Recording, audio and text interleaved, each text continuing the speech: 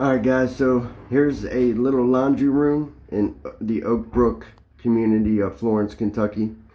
Or if you're sentimental about it, Oak Brook, Kentucky.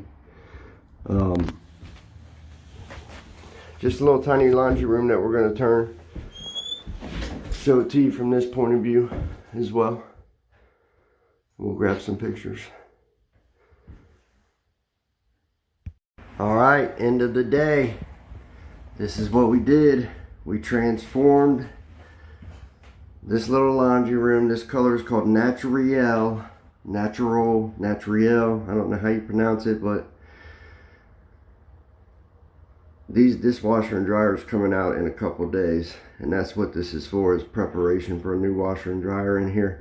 We pulled everything out, cleaned the floors, repainted the doors in here, painted the walls. This is a satin finish. No, I'm sorry. This is actually cashmere low luster finish on these walls, and it actually has our mildew guard, proprietary with ExtraPrep Pro Painting.